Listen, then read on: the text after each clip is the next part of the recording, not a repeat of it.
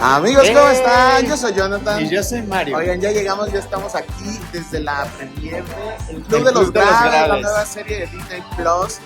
Ya estrenó y sale Carlos Vives y les vamos a contar todos los detalles. Acompáñenos, esto es Tour 121. ¡Vamos!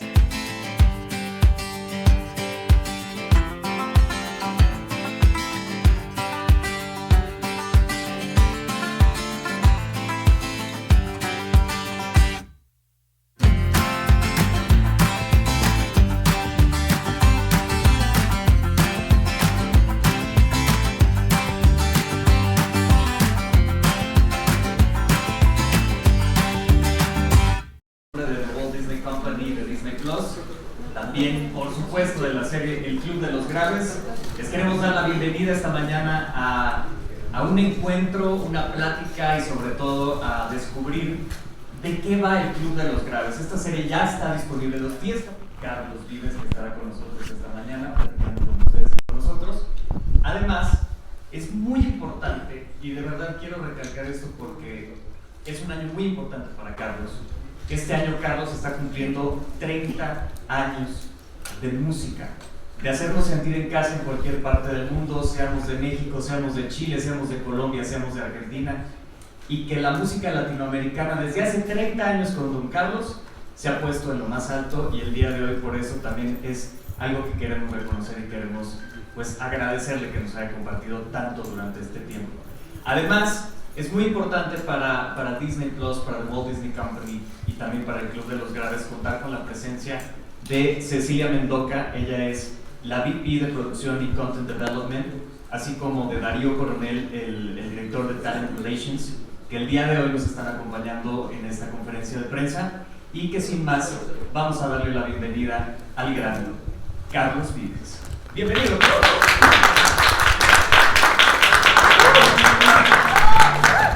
Con todo cariño. ¿Todo bien? ¿Cómo estás? ¿Todo bien? Carlos, esta serie, ahora sí, bienvenido, digo, ya dije cosas bonitas de ti, cosas que todo el mundo sabemos. Muy honrado por esa parte. Y de verdad estamos muy emocionados de tenerte en México para presentar esto que considero es parte medular de tu carrera, porque te gusta también de alguna manera apapachar a los nuevos talentos. Hemos visto por ahí el caso de Yatra cuando Yatra empezó, que lo traías así de, es mi niño y va bien y le va bien, y miren que le fue bien a Yatra, ¿no? Pero en el caso de Carlos Rivera, de Carlos Rivera también es otro gran amigo, de Carlos Vives. Y no, además que no, Carlos Rivera, no, a veces un hermanazo. Ya se metieron la pata y eso que apenas vamos a empezar. Mutuamente nos hemos alimentado. Entonces yo me crié como que por ese camino buscando eso. Y entonces eso me dio como el cariño de la gente. La gente joven se me acerca buscando. Porque la gente joven, todos quieren el éxito, todos quieren encontrar su camino. Los que aman este trabajo, la música, el arte, la expresión, la comunicación, quieren buscar un espacio. Entonces siempre he tenido la oportunidad como de compartir. Yo no soy tanto como de dar consejos, pero sí de compartir información, cosas que uno va aprendiendo con los años, y a mí me encanta compartirlo. Entonces sí creo que tengo esa alma de profesor, sin tener la pretensión de creerme un sabio, pero sí la vida me ha dado la oportunidad de compartir con las nuevas generaciones esos aprendizajes. Y hablabas de Sebastián, y hablabas de Camilo, y toda una generación de nuevos pop colombianos que un poco eran muy chiquitos cuando yo empezaba a hacer todo esto, así que he tenido esa relación bonita y creo que sí, creo que tengo eso de manos.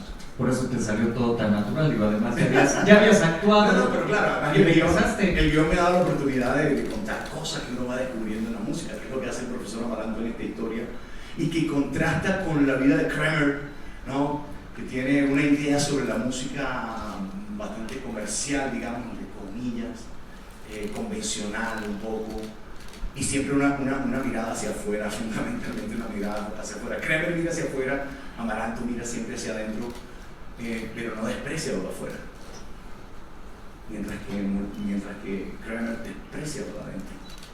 Carlos, con esta gran introducción del Club de los Graves que nos acabamos de aventar ahorita, Pues, ¿qué te parece si le cedemos la palabra a nuestros amigos de la prensa? Si alguien gusta hacer una pregunta, con todo el gusto puede levantar la mano. De este lado tenemos la primera. Ah, sí. ¿Cómo está? Así está, ya hable. Bueno, sí. Hola Carlos, bienvenido a México.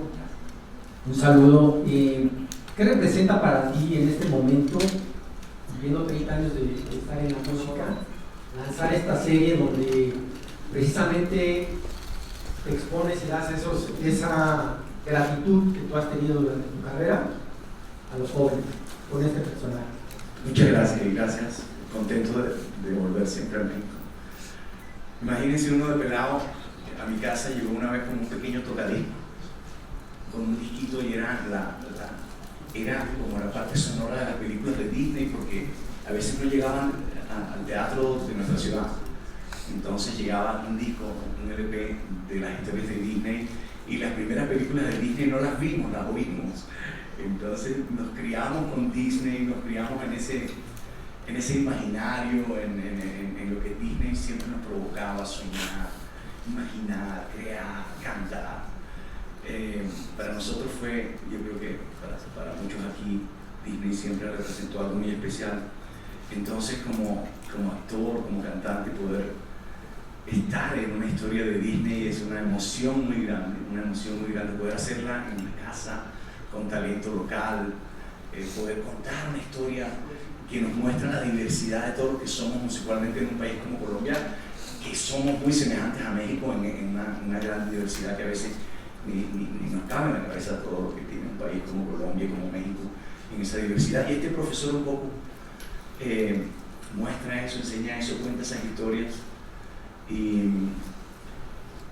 bueno, increíble que podamos estar contando cosas así y que sea Disney quien está detrás de todo esto. Estoy muy emocionado porque además cuando cumplimos estos 30 años con Carlos Vives y la provincia, de poder estar aquí con ustedes hoy. Eso no se me hubiese imaginado, no me lo hubiera pasado por la cabeza nunca. Además, cuántas cosas no habrán cambiado en todos estos años. Y bueno, en Disney también invita a mi hija Elena, entonces llenamos los dos en la casa como que, oh my God, ¿en serio? Pero, o sea, ¿a los dos les hicieron la oferta al mismo tiempo? Sí. ¿Y qué te dijo tú? ¿Y cuánto voy a cobrar? No. ¿Y cuánto voy a cobrar yo? ¿Cómo es ese trabajo en familia? Fue muy especial. Entonces, bueno, al principio como ese miedo, ¿verdad? Pero nada, empezamos a estudiar, volví como a retomar cosas que habíamos estudiado atrás, pero esta vez de la mano de mi hija.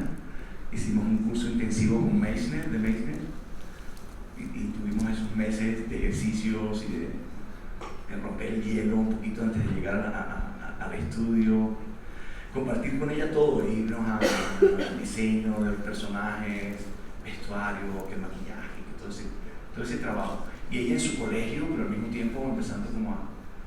Sí, eso es...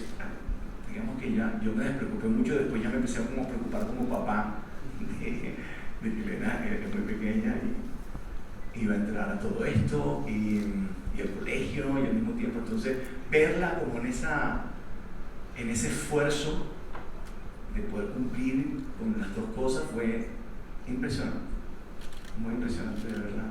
Su disciplina y su juicio. Menos mal salió la mamá. Eso está. Primero, no tienes la cara para eso. Segundo, lo estás haciendo de una manera alocada. No va a funcionar. Sí, la industria encontremos aparatos, pero gracias a Dios en la vida, muchos más colinas. Sí, así, gente que. Y siempre me encontraba molinas. Yo venía a México, por ejemplo, de promociones, que en esos años la promoción duraba como 21 días, uno viajando por todas partes, y me encontré una generación que iba de salida, pero que como yo venía de Colombia empezaron a contarme historias que yo no sabía, y me enseñaron de mi país y de la música de mi país.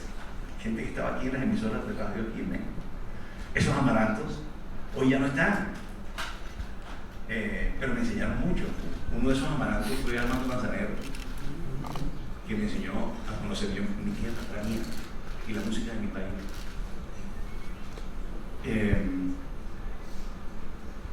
Sí, pero siempre nunca vimos lo nuestro como una posibilidad de proyección. Nunca vimos lo nuestro. Empezamos a dejar lo nuestro como parte de un folclore, como que no había futuro, solo pasado. Y que si íbamos a hacer música moderna, había que copiar a alguien que tuviera éxito. Entonces era como ese camino. Y la segunda pregunta. ¿Sí hay diferencia en el proceso creativo entre la música de una serie de No, yo había hecho cositas de cosas de televisión, había cantado una banda sonora de una serie sobre la vida de Rafael Escalona, compositor de vallenato, pero nunca había tenido la oportunidad que me dio Disney de crear cada canción para los personajes, para la historia. Entonces era trabajar con el guión, conocer la psicología de un Kremer, por ejemplo, que fue un artista que tuvo en los 80 un hit pegado, así pegó primer lugar en Billboard con una balada pop que era como una copia en español de una canción en inglés, ¿sí? Ese tipo de... Entonces entrar en ese proceso de trabajar esa canción, de crearla, de cómo hacerla, cómo acercarnos al sonido de la época para que sea creíble que Kremer tuvo un éxito en los 80. Entonces esa un poquito de antropología musical fue fascinante, me encantó. En personajes que hacían una música que no es la mía propia, digamos, ¿no? Entonces sí era maravilloso. La canción de Martina y de Lala, que son dos amigas que en la historia Kremer las aparta, y una canción que se llama Una sola voz. Trabajar para hacer esa canción como lo haría una niña, es decir, un poquito entrar en ese, ha sido para mí encantador. Y tuve un equipo de producción muy joven también que me ayudaron a conectarme con los sonidos que necesitaba para hacer lo más cercano a lo que se necesitaba cada uno de los personajes. Entonces, hacer la banda sonora, sí, de verdad que es una emoción muy grande. Porque bueno, yo cogí mi camino de la música, pero también fuimos melómanos, recibimos música de todas partes, ¿verdad? Es decir, que siempre hemos tenido fascinación por toda la música, además de como que encontrar el camino propio. Muchas gracias. Gracias y bienvenida. Es precisamente eso, su identidad, que al final tienen que ser ellos. Al final el joven también tiene que enfrentar un camino a ver si sabe que todos queremos ser famosos, todos queremos cantar, todos queremos ser estrellas de Disney, todos queremos, pero ¿qué de real tiene eso? Que todos vivimos unos momentos de nuestra vida donde soñamos y somos niños, somos felices y queremos. Pero cuando descubres realmente que vas a vivir de eso, ¿no? Si eso es lo que tú buscas, tienes que encontrar tu espacio, ¿no? Tienes que encontrar tu espacio, tienes que aprovechar tu identidad, tienes que aprovechar tu conocimiento, tienes que al final estudiar, ¿no? Yo digo cultivarse. Yo a la gente joven, hay que cultivarse, hay que leer. Es que si no leemos, no hay futuro. Y si no leemos buenos autores, no hay futuro. Entonces yo veo mucha juventud que quiere triunfar, quieren hacer canciones, no leen, no escriben, no deciden. Hay que cultivarse y aterrizar los sueños. Y tienen que tener a alguien que les diga, mira, está bien. No, hay excepciones a las reglas, pero no son las reglas. Y es que hay mucha gente haciendo dinero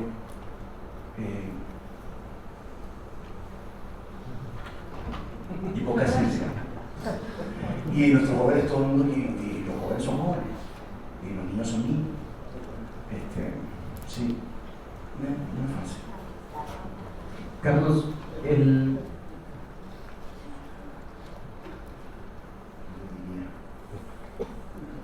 porque sabe cuáles son tus éxitos, sabe cuáles son las canciones que a lo mejor no eran tan fuertes, pero también sabe, que bailas bien, o sea, ¿qué crees que le dirías sobre la carrera a Carlos Vives?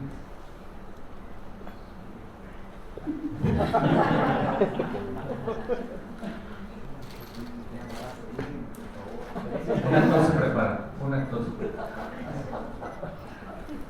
Seguridad, por favor.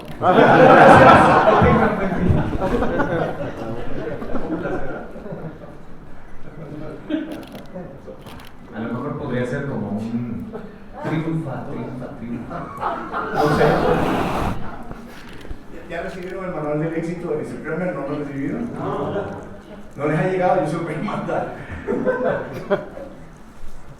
¿Qué me diría para pediría, ¿estás en México? Traen un mole.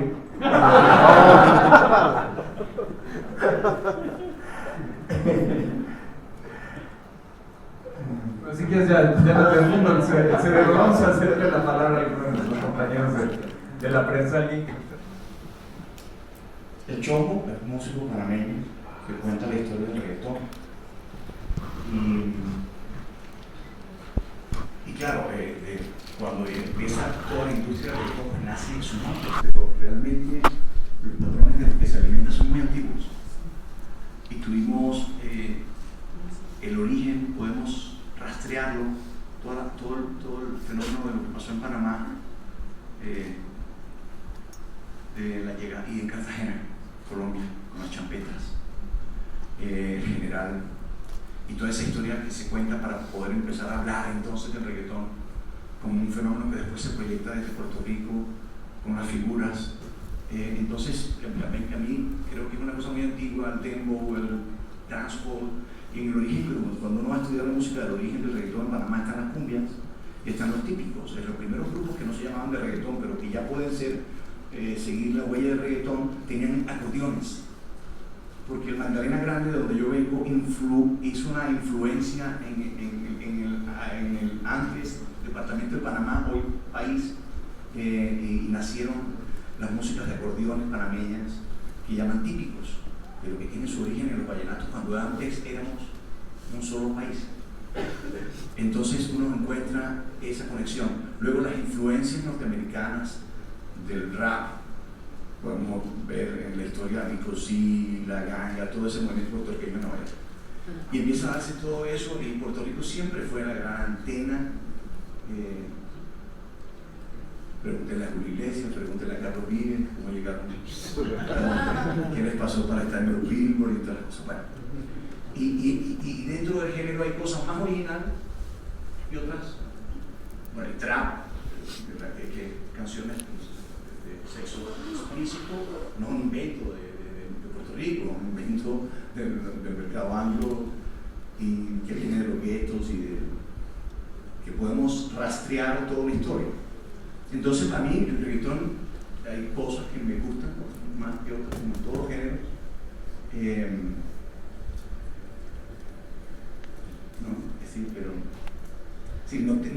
No tengo una crítica contra el género como tal, pero hay manera de enfrentarlo que me gusta más, que he visto que me ha gustado mucho más. Me gustan más las champetas, porque todo ese origen de la historia de la champeta. Al final, detrás del reggaetón y todo está un folclore africano que se llama Suku. Mi personaje creo que lo cuenta, ¿sí? Cuando Romario le pregunta, él le pide como un dembow, yo le pido un Suku y él dice, ¡ay, eso es reggaetón! Y yo le dije, muy bien, me está pillando. Sí, sí, ese es mi... Hay artistas que me gustan más, con los que he trabajado, como Dari, Wisin, también porque tengo una historia familiar con ellos, con los puertorriqueños, porque llegué como actor a la isla y muchos de esos, sí, Dari Yankee quería ser boxeador, y yo un día me dijo, que yo quería ser boxeador, y yo le dije, claro, mi hermano, imagínate Puerto Rico con tantas estrellas de boxeo, no, por ti, porque cuando yo era chiquito tú hacías una novela de boxeador, y yo quería ser como tú. Y él no me dice Carlos Vive ni nada, sino Gallito, me quedé Gallito. Para los boricuas soy Gallito por una novela que llegó allá.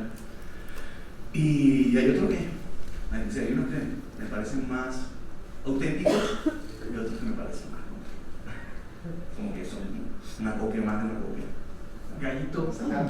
Entonces era maravilloso porque era verla con cierta distancia, ¿no? Cómo ha crecido, cómo se vincula, cómo empieza, como todas la quieren, ella la quiere a todos. Eso es muy emocionante, pero después empiezan también con el desorden y la cosa, y yo de papá regañarlos a todos. Esos momentos para mí valen un millón, valen mucho, la verdad, ese momento de de verla a ella ya en su mundo allí, enfrentando esto, su felicidad, yendo a sus prácticas, a sus cosas, ¿no? Pero ese momento de verla ya como dentro del combo de los artistas, yendo a grabar, a ensayar, a montar las coreografías, es increíble, increíble porque al final hasta hace poco lo tenía aquí haciendo así, y aquí con su primera guitarrita y sus cosas, yo ahí toca el bajo y se sienta el piano, y hace todo lo que yo no puedo hacer.